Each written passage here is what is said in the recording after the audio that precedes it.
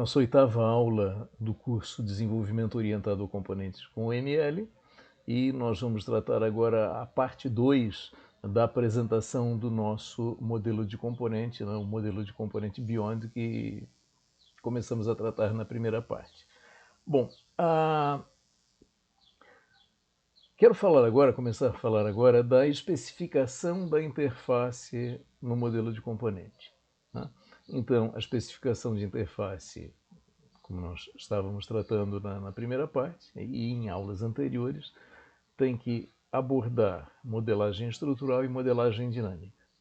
Então, no modelo, a modelagem estrutural corresponde ao nível sintático. Na cultura de desenvolvimento orientado a componentes, é mais tradicional, digamos assim, falar em nível sintático do que nível estrutural ou modelagem estrutural. Mas na prática é a ideia de sinônimos. Né? Modelagem estrutural, nesse escopo, entenda-se nível sintático. Então, o que é o nível sintático, o tratamento do nível sintático no modelo de componente Beyond? A ideia, é a própria definição de interface de componente, como eu estou colocando aí. O conjunto de portos da interface, né, e as interfaces UML requeridas e fornecidas associadas a cada um deles. Então, vejam, a interface do componente é composta por uma coleção de portos, coleção de pontos de conexão, uma coleção de portos, e a cada ponto de conexão a definição das operações requeridas e fornecidas, como por meio de interfaces UML. Interface UML, lembrando, no sentido de aquela definição usada na linguagem Java, a interface UML, uma coleção de assinaturas de operações, né? Uma coleção de assinaturas de métodos de operações. Então, eu associo essas coleções de assinaturas requeridas ou fornecidas para descrever as operações requeridas e fornecidas em cada um dos portos do componente. Isso eu diria que todo modelo de componente faz isso. Né? Nos dois grupos, na prática, todo modelo de componente faz isso. Aliás, em modelagem de software, de um modo geral, dá para dizer que modelagem estrutural todo mundo faz razoavelmente bem. Né? O diferencial entre as abordagens acaba sendo na modelagem dinâmica. E aqui não é diferente. Quer dizer, a modelagem estrutural é alguma coisa bastante trivial. Quer dizer, quais são os portos, quais são as operações requeridas e fornecidas em cada um dos portos. Muito bem, a modelagem dinâmica. Modelagem dinâmica, nível comportamental, nível funcional. Quando a gente fala em modelagem dinâmica, nós estamos falando das operações do componente. Quais são as operações que nós queremos? Quais são, nós dissemos no nível sintático, estrutural. Agora, nós queremos entender melhor essas operações. Então, nível comportamental, digo ali, a ordem em que as operações podem ser executadas. Então, imaginem um componente que tenha duas operações fornecidas, a operação iniciar e a operação executar. Eu tenho uma restrição onde eu digo assim, olha, antes de invocar a operação executar, você deve invocar a operação iniciar. Ok? Duas operações, iniciar e executar. Iniciar tem que acontecer antes de executar. Ordem em que as operações devem ser executadas, nível comportamental. Nível funcional, o que cada operação faz sob a ótica do usuário externo. Então é uma visão de usuário externo. Quando eu invocar essa operação, que comportamento eu, do lado de fora, observarei? Então, imaginem a ideia de uma operação que me gere um número aleatório entre 1 e 10, um número inteiro aleatório entre 1 e 10. O que eu, olhando do lado de fora, preciso saber a respeito do componente? Eu preciso saber a assinatura daquela operação, precisa de parâmetro? Não precisa de parâmetro. E quando eu invoco essa operação, acontece o quê? Olha, acontece o retorno de um número inteiro aleatório entre 1 e 10. do lado de fora eu observo isso, do lado de fora me interessa isso. O que eu não descrevo aqui no nível funcional, o detalhamento da operação, eu não descrevo o algoritmo que gera esse número aleatório. Então, isso é problema da estrutura interna do componente. E nós estamos querendo olhar aqui para a interface. Quando nós olhamos para a interface, nós não olhamos para a estrutura interna. Então, modelagem dinâmica, nível comportamental, ordem em que as operações podem ser executadas, tanto requeridas quanto fornecidas, e nível funcional, o que cada operação faz sob a ótica do usuário externo, visão externa, não visão da estrutura interna. Evidentemente que no projeto do componente, a hora que eu estiver projetando a estrutura interna, eu vou ter que detalhar os algoritmos, mas é outra história. Isso é projeto do componente e não é especificação da interface. Especificação da interface é apenas o que é visto do lado de fora. Muito bem. A especificação da interface do modelo Beyond, eu estou querendo dizer aqui que ela suporta o desenvolvimento de componente, ela possibilita o desenvolvimento do componente. Tanto do seu subsistema interface de componente, quanto do seu subsistema estrutura interna. Mais tarde, quando nós formos ver a metodologia de desenvolvimento de componente, nós vamos ver que o ponto de partida para o desenvolvimento de um componente é uma especificação de interface de componente. Quer dizer, primeiro eu preciso ter uma especificação de interface de componente, depois eu faço todo o resto. Muito bem, e a especificação da interface do componente, além de suportar o desenvolvimento do próprio componente, ela suporta o reuso do componente. Por quê? Porque a especificação da interface do componente ela me permite a completa compreensão do funcionamento de um componente. Então, tudo que eu preciso saber a respeito do funcionamento de um componente, visão de observador externo, está na especificação da interface. Então, se eu compreendo completamente um componente a partir da especificação da interface, isso me possibilita o quê? Avaliar a adequação do reuso desse componente em um desenvolvimento. Então, eu entendo o componente, aí eu consigo avaliar, puxa, será que eu devo, vale a pena reusá-lo aqui no meu desenvolvimento ou não?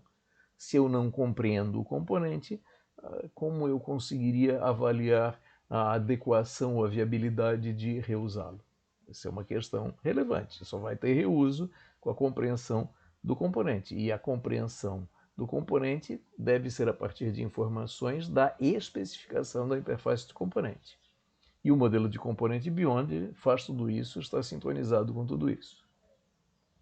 Bom, a conexão de componentes, já falei ali quando tratei o nível construtivo, ela é endógena, então a ligação entre componentes se dá pela conexão de portos, porto conectado a porto, eu não preciso de um elemento externo para fazer essa conexão. E também já disse na primeira parte que o modelo de componente Beyond suporta a conexão do tipo horizontal e do tipo vertical. Então, conexão do tipo horizontal, conectar componentes para produzir um software orientado a componentes, nada de especial, todos os modelos suportam isso. Mas a conexão vertical, ela me suporta o quê? A geração de novos componentes a partir da conexão de componentes existentes, que eu estou ilustrando nessa imagem que aparece aí na tela. Então, o que mostra essa imagem? Que a partir da conexão dos dois componentes da parte de cima da imagem, componente X e componente Y, por seus portos P2 e P3, respectivamente, como dá para ver na imagem, eu estou criando um novo componente, o componente Z. Então, observa que os portos desse componente Z são aqueles portos que ficaram desconectados do componente original. Então, isso aí é o quê? Isso aí é a ideia de composição hierárquica de componentes. Então, antes eu disse o quê? O que é um componente? Um componente ele é construído como um artefato orientado a objetos, um componente é um conjunto de classes. Sim, mas vamos fazer uma observação agora. Um componente pode ser um conjunto de classes, mas um componente, considerando a possibilidade de composição hierárquica, ele também pode ser o quê? Um conjunto de componentes. Então, um componente construído como um conjunto de componentes interligados. E isso aí me dá um mecanismo bastante interessante para a administração de complexidade. Né? Nós começamos na primeira aula desse curso falando, olha, software orientado a objetos com milhares de classes. Né? Talvez a grande motivação seja para aprender desenvolvimento orientado a objetos, essa demanda de complexidade que me leva a milhares de classes. E aí o que eu quero representar nessa imagem? Né? Então, do lado esquerdo eu estou dizendo o seguinte, olha, o que é o meu software orientado a componentes? Então vamos ver a imagem do lado esquerdo como um software orientado a componentes, uma coleção de componentes. Cada componente uma caixinha. A hora que eu abro essa caixinha, então vamos olhar a imagem à direita na parte de cima, a hora que eu abro essa caixinha, eu estou vendo que, puxa, eu posso ver um conjunto de caixinhas. Um conjunto de caixinhas, puxa, uma composição hierárquica, um componente construído como uma coleção de componentes interligados.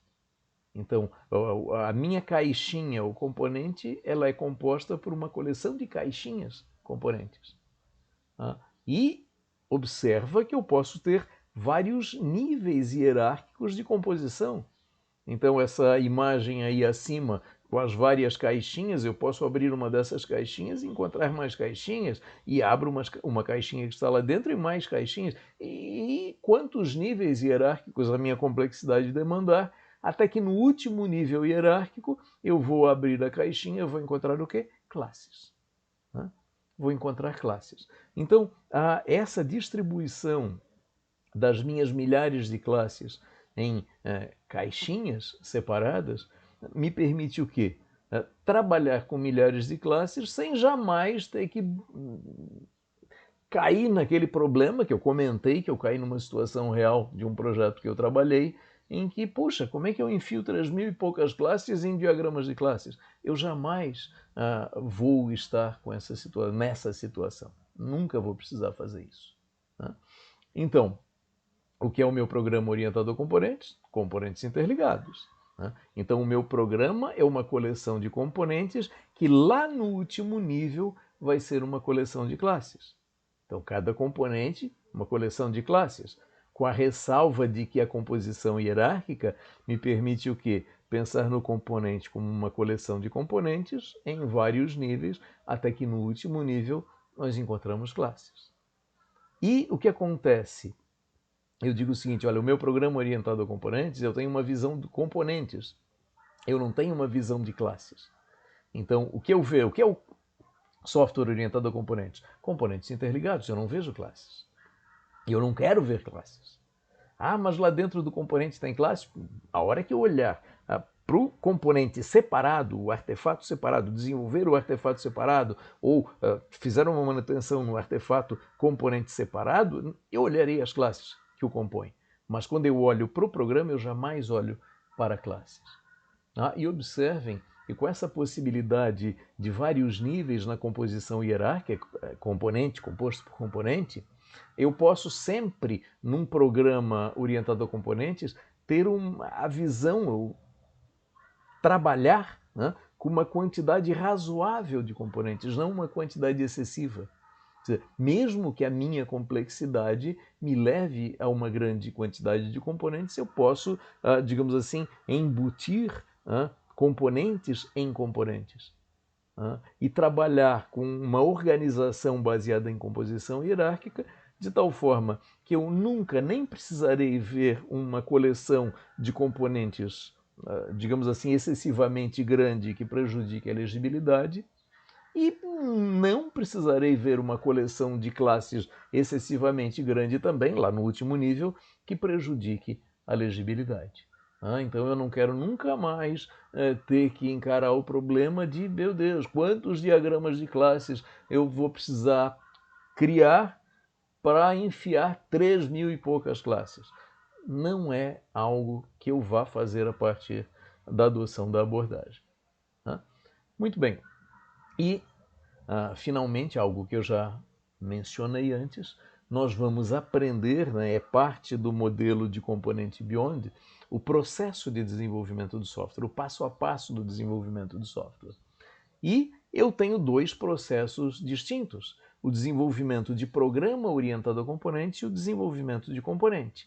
Então, o que acontece? O desenvolvimento de programa orientado a componentes, ele parte, nós vamos ver algumas aulas à frente, de uma modelagem de casos de uso, aquela tradicional que a gente faz no desenvolvimento orientado a objetos, segue uma sequência de passos e dentro do escopo do desenvolvimento do programa orientado a componentes, eu vou produzir, como um dos resultados, a especificação de interface de componente, para todos os componentes que eu precisar construir.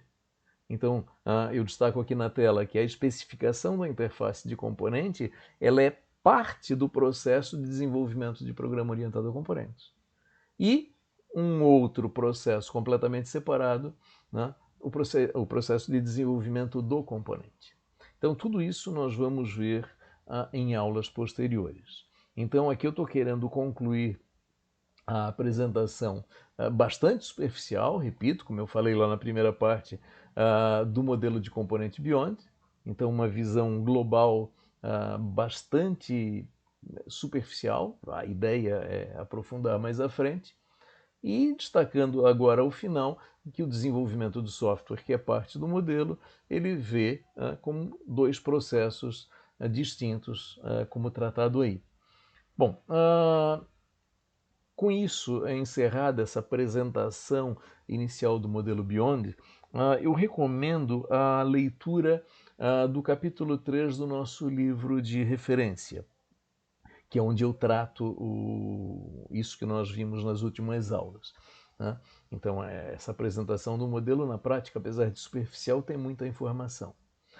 O que nós queremos fazer neste curso nos próximos esforços? Então, a sequência desse curso é essencialmente a sequência de capítulos desse livro. O curso e o livro estão em sintonia, essa é a ideia. Então, nós queremos, nas próximas aulas, ver primeiro o padrão de interface de componente. Então, puxa, como construir qual é a solução geral, genérica, para construir interfaces de componentes de uma forma algorítmica a partir de um design pattern. Então, vamos ver em seguida, já na próxima aula começamos a ver isso, o padrão de interface de componente. Como construir uma interface de componente, repito, de uma forma algorítmica. É uma solução pronta que funciona, eu aplico essa solução, ótimo. Em seguida, nós veremos como especificar uma interface de componente. Então, como especificar uma interface de componente, modelagem estrutural, modelagem dinâmica, níveis sintático, funcional, comportamental. Então, como fazer isso? Nota, isso tudo é, digamos assim, é uma bagagem conceitual que não é pequena. As próximas aulas serão aulas longas para tratar esses dois temas, o padrão de interface de componente e a especificação de interface de componente. Para nós entrarmos depois disso no que no livro aí eu chamo de parte 2, que é a parte metodológica mesmo, como desenvolver software orientado a componentes, como desenvolver componente, aí a visão de metodologia passo a passo, a ideia de vamos ver exemplos e por aí vai.